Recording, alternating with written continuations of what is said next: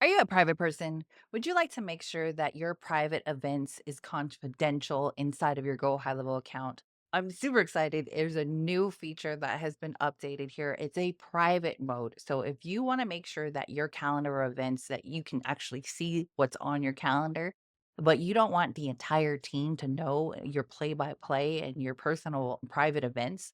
So there is a new feature called private mode, and I'm going to show you exactly how to make sure this is turned on. In this account here, I have my daughter's birthday, so you can see the actual event. So I'm in my own account here. I can see my personal event here, and I'm going to show you how to make sure this private mode is turned on in your Go High Level account, and then also switch the account to a different team member so you can see that it would actually show as busy. So what we're going to do is go to the settings section. So if you're in your account, you go to the bottom left-hand corner where it says settings, and we're going to go to my profile.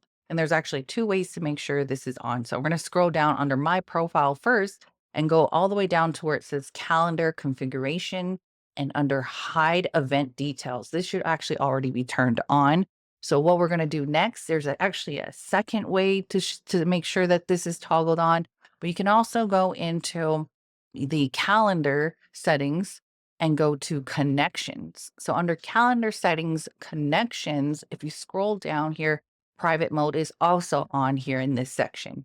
I always say there's so many different ways to make sure things are on, or so many different ways to make sure a specific action is done. There's the different ways here. So make sure those are turned on. Now I'm actually going to switch out of my personal account here and go log into a different user, and you will be able to see now that the calendar says it's busy. And so I blocked out my Saturday of events there. So we are busy. I'm super excited for this feature because this is highly requested. So if you're a Go High Level user and you want to make sure that private mode is turned on, now you know what you didn't know. Thanks for watching. We'll see you on the next video. Much love and aloha.